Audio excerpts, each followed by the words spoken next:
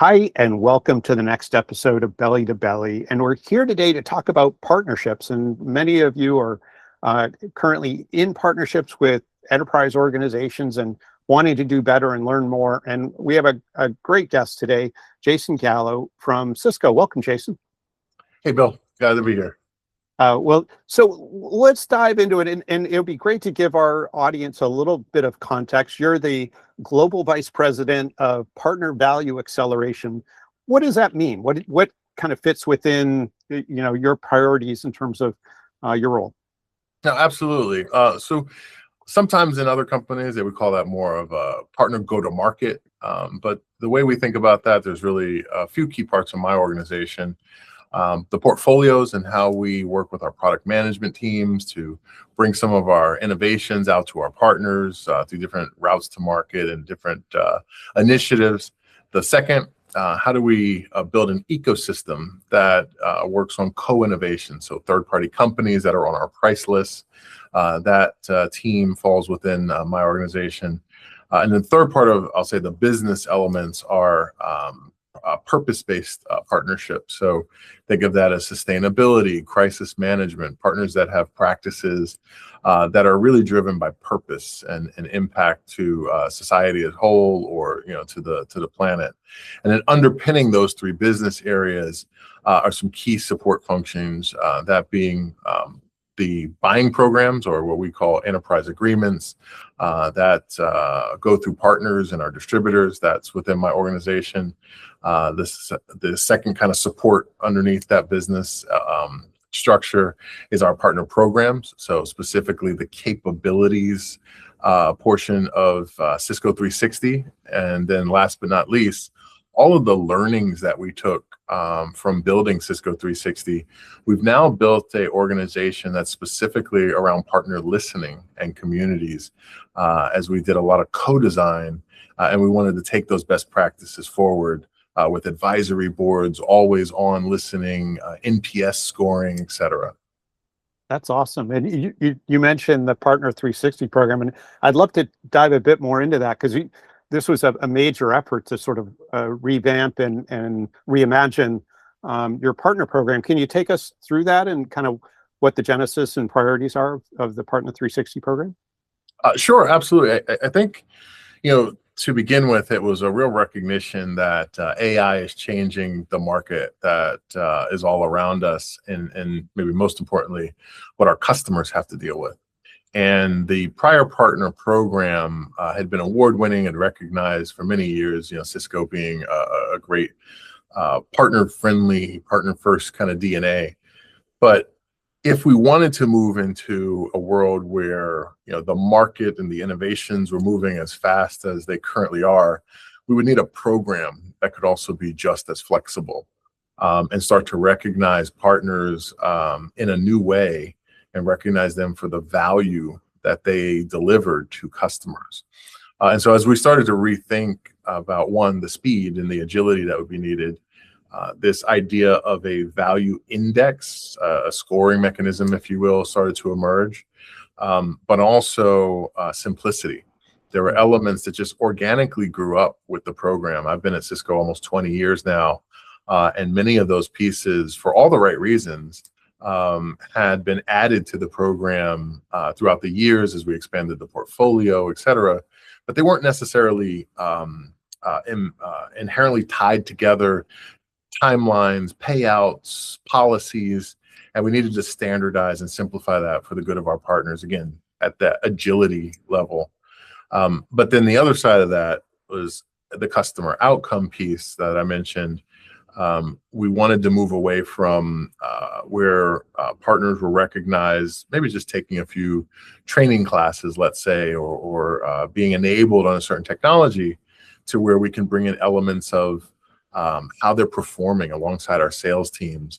How are they driving the engagement with customers and the adoption and the life cycle that's needed in more SaaS-based and software properties?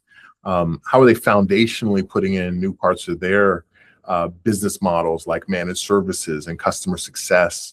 And then, of course, yes, taking all the training and having the technical teams and the salespeople that can explain the portfolio. So we expanded to those definitions of what a good partner really looks like.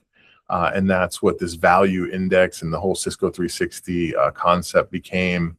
Again, bringing agility, but then at the same time, really helping reframe that the best of the best partner are the ones that are delivering outcomes to the customer.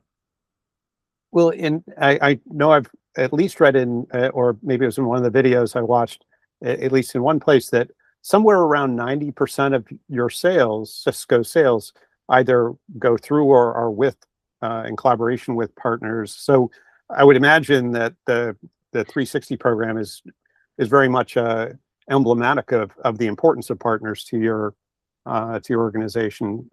But is there anything you'd want to add to that? Absolutely. And so I think the program is emblematic of that, but at least in Cisco, it goes far beyond only the program. I think the program is a reflection of that, that philosophy of working with our partners and making sure that, we have a true partnership, like the definition of a partnership.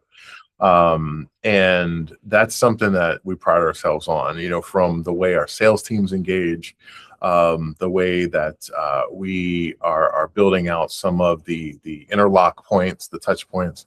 And I will tell you what ended up materializing within the framework of Cisco 360 was three key areas. The capabilities, like how do we change and evolve how the partners build their practices and build their businesses. How do we have a improved value exchange, so the profitability that they need to be successful, but also how do they have a better experience, and how do customers find them? So things like our partner locator, and having now AI where our customers can search for partners with a certain skill set, having recommendation engines that partners can look at their install base of customers and know with a high propensity to purchase who would be looking for products that would be built on top of products that have been purchased in the past. That was all part of Cisco 360. And so when people think about programs or working with 90% of your sales going through a partner, they tend to think, oh, well, a partner's just going to sell more. And this was much more of, no, a true program shift, a true transformation has to cut at the core of how you align your sales, how you make the partners' businesses more capable, and how you give them profitability and an experience that draws them into, driving and leading that 92% of sales in a way that,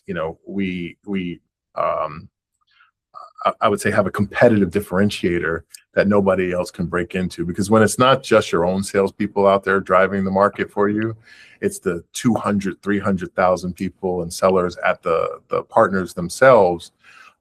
It becomes a market moving movement.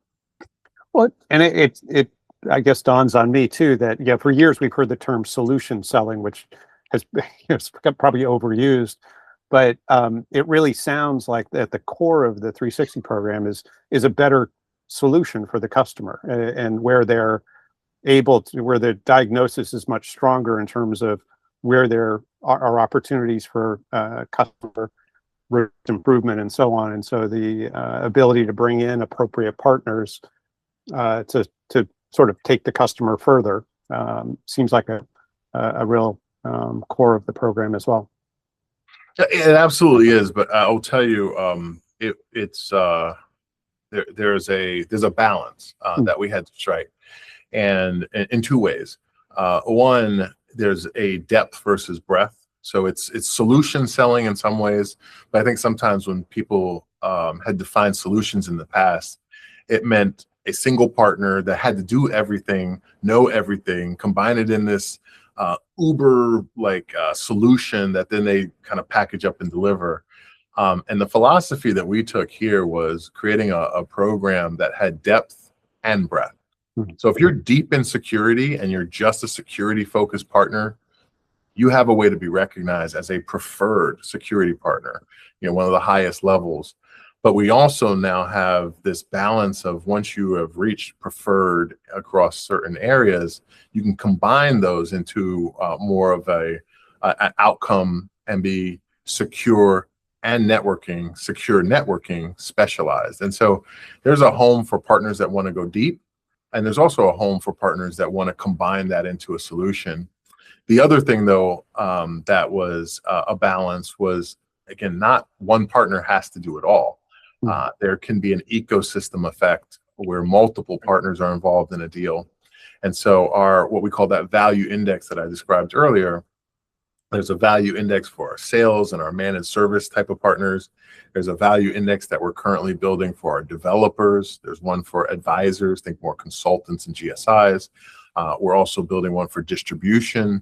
And so we're recognizing partners for the role that they want to play, the value that they want to bring to that customer. They don't have to be everything. They can, it's up to them, but they don't have to be. Everyone can see themselves reflected in the program in a very balanced way. Sure. So a last question for you. This is kind of the lightning round, if you will. Most of our listeners are SaaS companies who are partners of a variety of enterprise organizations, including Cisco, and integrators and so on. And they all join partner programs with sort of the idea of kind of being at the top of the list and all that. But when you see partners perform really well, what are the attributes of a partner that performs well in your program? What are they doing different than those that are maybe less good or maybe marginal? Yeah. So as I mentioned, in the spirit of a lightning round, it's really four things: foundation, performance, engagement, and capabilities. If a partner is balancing those things, then I think they have a very balanced business, and that's how the program and the value index is set up. So those four areas. And so as they're going through that, I would imagine there's a pretty vigorous onboarding process and whatnot, that an ongoing connection that companies go through. Are those that are really embracing that process tend to perform better? Agreed. And one of the spirits of this program, as I mentioned, the experience that came along with it, took 120 plus different tools into a portal called PXP. And now there's a central partner experience portal or platform, partner experience platform, where they can find all of that information. Their updates around those four areas I talked about: foundation, experience, engagement, and capabilities, is updated on a monthly basis. It encourages better quarterly business reviews with the partner with very specific data that's shared. And so I think it's not only about having a framework that we believe is the best partnership and co-designing that with partners telling us what they thought it was, which is a big part of that 18 months when we pre-released this, but also now having an ongoing, engagement cycle to regularly look at these numbers, regularly look at the engagement, and making sure that they're staying profitable. Oh, that's awesome. Well, Jason, this has been fantastic. I really appreciate it. And certainly, our listeners who are currently on the Cisco platform, hopefully you keep moving yourself up the index and take advantage of all the great opportunities of working with Cisco. So, but thank you for taking the time today, Jason. Yeah, thank you for having me, and thank you to your listener.